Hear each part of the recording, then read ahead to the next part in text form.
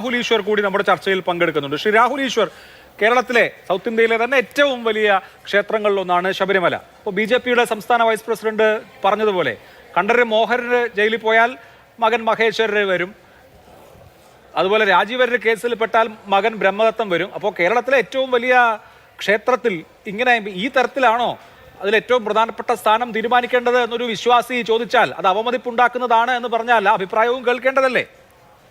അഭിലാഷ്, എല്ലാ അഭിപ്രായവും കേൾക്കണം. എന്നാൽ അഭിലാഷിനോട് റെഫർ ചെയ്യാൻ ആഗ്രഹിക്കുന്നത് യഥാർത്ഥത്തിൽ www.guinnessworldrecords.com എന്നൊരു സൈറ്റ് ഉണ്ട്.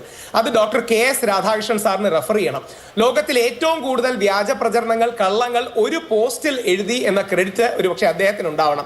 അദ്ദേഹത്തിന്റെ പോസ്റ്റിലെ പ്രമുഖമായി കാണുന്ന 6-7 കള്ളങ്ങൾ അക്കമിട്ട് പറയാം. ഒന്ന്, അദ്ദേഹം തുടങ്ങുന്നത് മനീതി സംഘം ശബരിമലയിൽ ആചാരം ലംഘിച്ച പോലെ എന്നാണ്. മനീതി സംഘം ശബരിമലയിൽ ആചാരം ലംഘിച്ചിട്ടില്ല, ഞങ്ങൾ വിശ്വാസികൾ അവരെ തടഞ്ഞു, അവർക്ക് തിരിച്ചു പോകേണ്ടി വന്നു. 2, ആ വാക്ക് വളരെ മോശമാണ്. തന്ത്രിയെ വേശ്യപുരയിൽ നിന്ന് പോലീസ് അറസ്റ്റ് ചെയ്തു. പോലീസ് അറസ്റ്റ് ചെയ്തിട്ടില്ല, തന്ത്രി യഥാർത്ഥത്തിൽ വാദിയാണ്. തന്ത്രിയെ കുടുക്കിയ ശോഭാ ജോണയും ബച്ചു റഹ്മാനെയുമാണ് അറസ്റ്റ് ചെയ്തത്. 3, ശ്രീധർമ്മശാസ്താവിന്റെ നൈഷ്ഠിക ബ്രഹ്മചര്യ പ്രതിഷ്ഠ എന്ന് അദ്ദേഹം പറയുന്നു. ശ്രീധർമ്മശാസ്താവ് കല്യാണം കഴിച്ച വ്യക്തിയാണ്. പൂർണ്ണയും പുഷ്കലയും 2 ഭാര്യമാരുണ്ട്. സ്വാമി അയ്യപ്പനാണ് നൈഷ്ഠിക ബ്രഹ്മചാരി. 4, വ്യാജരേഖ കേസിൽ ശബരിമല തന്ത്രി അറസ്റ്റ് ചെയ്യപ്പെട്ടു എന്ന് പറയുന്നു. അല്ല, അയ്യപ്പന്റെ അനുമതി മേടിച്ചില്ല, അനുജ്ഞ മേടിച്ചില്ല എന്ന കേസിലാണ്, ലോകത്തിൽ ആദ്യമായി ദൈവത്തിന്റെ അനുമതി മേടിച്ചില്ല എന്ന കേസിലാണ് കണ്ഠരര് രാജീവ് അറസ്റ്റിലാകുന്നത്. 5, മോഹനർ ജയിലിൽ കടന്നു, അപ്പം മകനെ വിട്ടു എന്നാണ്. മോഹനർ ജയിലിൽ കടന്നിട്ടില്ല, മോഹനർ കേസിൽ വാദിയാണ്. മോഹനരെ കുടുക്കിയതാണെന്ന് പിന്നീട് ഹൈക്കോടതി പറയുകയും ചെയ്തു. അഭിലാഷ് ആ സമയത്തൊക്കെ ആക്റ്റീവായി ജേർണലിസ്റ്റിൽ ഉള്ളൊരു ആളാണ്. എത്രമാത്രം കള്ളങ്ങളാണ് ഒരു പോസ്റ്റിൽ ഒരാൾക്ക് പറയാൻ കഴിയുന്നത്? ഇദ്ദേഹം വിശ്വാസിയാണോ? യഥാർത്ഥത്തിൽ മഹാവിഷ്ണുവിന്റെ അവതാരമായ പരശുരാമൻ കേരളത്തിലേക്ക് 2 ബ്രാഹ്മണ കുടുംബങ്ങളെയാണ് കൊണ്ടുവരുന്നത്, താഴമണ്ണും തരണനെല്ലൂരും. അയ്യപ്പന്റെ പിതൃസ്ഥാനീയനാണ്, അഥവാ പ്രാണപ്രതിഷ്ഠ കഴിച്ച് പിതൃസ്ഥാനീയനായ വ്യക്തിയാണ്. ആ അയ്യപ്പന്റെ അച്ഛൻ സ്ഥാനീയരായവരെ അപമാനിക്കുന്നത് ശരിയാണോ? എനിക്ക് തോന്നുന്നില്ല. BJP പോലെ ഹിന്ദു വിശ്വാസങ്ങളെ മാനിക്കുന്ന ഒരു പാർട്ടിയിലെ എല്ലാവർക്കും അഭിപ്രായമുണ്ട്. ശ്രീ കുമ്മനരാജശേഖരൻ ചേട്ടനെ പോലെ കാവ്യ ധരിക്കാത്ത ഒരു സന്യാസിയായ വ്യക്തിക്കോ ബാക്കിയുള്ളവർക്കോ ഈ അഭിപ്രായം ഉണ്ടെന്ന് ഞാൻ കരുതുന്നില്ല. രാജീവ് ചന്ദ്രശേഖർജിക്ക് ഈ അഭിപ്രായം ഉണ്ടെന്ന് കരുതുന്നില്ല. പക്ഷേ അദ്ദേഹത്തിന്റെ അജ്ഞതയിലോ ഒരുപക്ഷെ വാട്സപ്പ് യൂണിവേഴ്സിറ്റിയിൽ പെട്ടുപോയതുകൊണ്ടോ പറഞ്ഞതായിരിക്കാം. കാര്യം ഫാക്ച്വൽ എറേഴ്സ് ആണ് ഇത് മുഴുവൻ, വസ്തുതാപരമായ തെറ്റുകളാണ് ഇത് മുഴുവൻ എന്ന് ആരൊരാൾക്കും ആ പോസ്റ്റ് വായിച്ചാൽ മനസ്സിലാകും. ഇനി 2, എല്ലാത്തരം അഭിപ്രായങ്ങളെയും സ്വീകരിക്കണമെന്നുള്ള കാര്യത്തിൽ ആർക്കും സംശയമില്ല. എന്നാൽ വസ്തുതകൾ എന്താണെന്ന് നോക്കണം. കൊല്ലം കോടതി 4 സ്ഥലങ്ങളിലാണ് കണ്ഠരര് രാജീവരെ കുറിച്ച് പറയുന്നത്. 2 സ്ഥലങ്ങളിൽ there is not even an iota of evidence. 2 സ്ഥലങ്ങളിൽ there is nothing to place on record that തന്ത്രി ഏതെങ്കിലും രീതിയിൽ ഇതിൽ ഇൻവോൾവ് ആണെന്ന്. ആ അർത്ഥത്തിലുള്ള കണ്ഠരര് രാജീവരെ പോലെ ജീവിതത്തിൽ ഇന്നേ വരെ ഒരു ബ്ലാക്ക് മാർക്ക് പോലും കേൾപ്പിക്കാത്ത ഒരു വ്യക്തിയെ അധിക്ഷേപിക്കുന്നതിന് എന്തെങ്കിലും അർത്ഥമുണ്ടോ? 2, ഇന്ന് ഏറ്റവും പ്രഗത്ഭനാണ് കാളിദാസൻ ചേട്ടൻ പറഞ്ഞ പോലെ, ബ്രഹ്മശ്രീ അക്കീരവൻ കാളിദാസ ഭട്ടതിരിപ്പാട് സൂചിപ്പിച്ചതുപോലെ, അവർ 2 മക്കളും കണ്ഠരര് മഹേഷ് മോഹനരും കണ്ഠരര് ബ്രഹ്മദത്തനും ഏറ്റവും നല്ല ആധുനിക വിദ്യാഭ്യാസവും ആത്മീയ വിദ്യാഭ്യാസവും ഒരേപോലെ ലഭിച്ച ഏറ്റവും പ്രാഗൽഭ്യമുള്ള രീതിയിൽ ജനങ്ങളുടെ ആദരവ് നേടിയവരാണ്. ഇവരുടെ 2 പേരുടെയും പൂജ ബ്രഹ്മശ്രീ കണ്ഠരര് മഹേശ്വരന്റെ പൂജയെ സ്മരിപ്പിക്കുന്നതുമാണ്.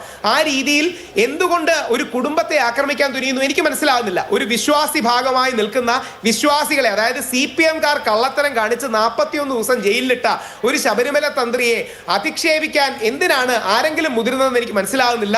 അവിടെയാണ് CPM അല്ലാത്ത എല്ലാ കക്ഷികൾക്കും ഇത് കള്ളത്തരമാണെന്ന് മനസ്സിലായിട്ടുണ്ട്, കോടതിക്ക് കള്ളത്തരമാണെന്ന് മനസ്സിലായിട്ടുണ്ട്. കോടതി വിധി അങ്ങനെയാണ്. അപ്പൊ എന്തിനു വേണ്ടിയിട്ടാണ് തന്ത്രി അധിക്ഷേപിക്കുന്നത്? ഇനി 2, തന്ത്രിക്ക് നിയമപരമായ പൊസിഷൻ എന്താണ്?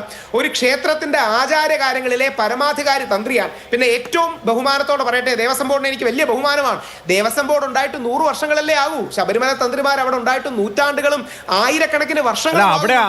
അവിടെയാണ് രാഹുൽ ഒരു ചോദ്യം. അതിൽ KS രാധാകൃഷ്ണൻ ചോദിക്കുന്നത്, അപ്പൊ തന്ത്രി കുടുംബം വരുന്നതിന് മുമ്പ്, താഴമൺ കുടുംബം ആന്ധ്രയിൽ നിന്ന് വരുന്നതിന് മുമ്പ് ശബരിമല ഉണ്ടല്ലോ എന്നുള്ളതാണ്. ശബരിമല അതിനുണ്ടല്ലോ.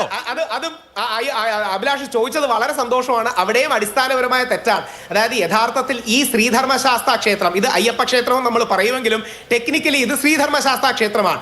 ഈ ശ്രീധർമ്മശാസ്ത്ര ക്ഷേത്രത്തിന്റെ താന്ത്രിക പാരമ്പര്യം സാക്ഷാൽ പരശുരാമൻ, മഹാവിഷ്ണുവിന്റെ അവതാരമായ പരശുരാമൻ നൽകുന്നത് താഴമണ്ണിനാണ്. സമാനമായ പല അമ്പലങ്ങളും തരണനെല്ലൂരിനാണ് കൊടുക്കുന്നത്.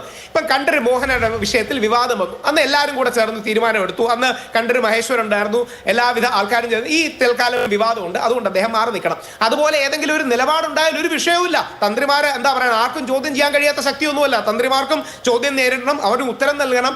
പക്ഷേ കോടതി അടക്കം കണ്ഠരര് രാജീവരുടെ ഭാഗത്ത് തെറ്റില്ലെന്നും ഇന്ന് പൊതുസമൂഹത്തിൽ CPM അദ്ദേഹത്തെ കുടുക്കിയതാണ്. പിണറായി വിജയൻ അവർക്ക് നേരെ ചോദ്യങ്ങൾ ഉയർന്നപ്പോൾ, പോറ്റിയെ കേറ്റിയെ സ്വർണം ചെമ്പായി മാറ്റിയെന്ന പാട്ട് വന്നപ്പോൾ CPMന് നേരെ നിൽക്കുന്ന ചോദ്യശരങ്ങൾ തെറ്റിലെ അല്ലെങ്കിൽ ദിശ തിരിച്ചുവിടാൻ വിശ്വാസിയുടെ ഭാഗമായി നിൽക്കുന്ന തന്ത്രിയെ കുടുക്കിയതാണെന്ന് പകൽ പോലെ വ്യക്തമാകുന്ന അവസ്ഥയിൽ തീർന്നില്ല. നിയമസഭയിൽ ഇതിന് കോൺഗ്രസ് ഔദ്യോഗികമായി പ്രതിഷേധിക്കുകയുണ്ടായി. BJPയുടെ രാജീവ് ചന്ദ്രശേഖർജി പിന്നീട് കണ്ഠരര് രാജീവരെ കാണാൻ വരികയുണ്ടായി. കോടതി വിധി ഉണ്ടായി. ഇനി ഒരു കാര്യം കൂടെ പറഞ്ഞ് അവസാനിപ്പിക്കാം. ബഹുമാനപ്പെട്ട ഹൈക്കോടതിയുടെ വിധിയിൽ അദ്വൈതം എന്ന സിനിമയിലെ പാട്ട് കോട്ട് ചെയ്യുന്നുണ്ട്. ഒരുപക്ഷെ ആദ്യമായിട്ടായിരിക്കും ഒരു കോടതി വിധിയിൽ ഒരു സിനിമാ പാട്ട് കോട്ട് ചെയ്യുന്നത്. അതായത് പഞ്ചാഗ്നി മധ്യേ തപസ് ചെയ്താലും ഈ പാപകർമ്മത്തിന് പ്രതിക്രിയയാകുമോ എന്ന ജസ്റ്റിസ് ബദറുദ്ദീന്റെ വിധിന്യായം. അതിൽ ആ സിനിമയുടെ സാഹചര്യം തന്ത്രിയെ കുടുക്കി തന്ത്രിയെ സ്വർണ്ണമോഷണമായി ചിത്രീകരിച്ചതാണ്. അപ്പോ നിരപരാധിയായ നിഷ്കളങ്കനായ യാതൊരു കുറ്റവും കേൾപ്പിക്കാത്ത എന്നാൽ വിശ്വാസത്തിന് വേണ്ടി ശക്തമായ നിലപാടെടുത്ത് പിണറായി വിജയനോട് പറഞ്ഞു, നിങ്ങൾ യുവതികളെ കയറ്റുകയാണെങ്കിൽ ആ ശബരിമല അടച്ചിട്ട് പോകുന്നത്. ആ ധൈര്യം കാണിച്ച ഒരു തന്ത്രിയെ കരിവാരി തേക്കുന്നതിന് എന്തർത്ഥമാണുള്ളത്? ശരി.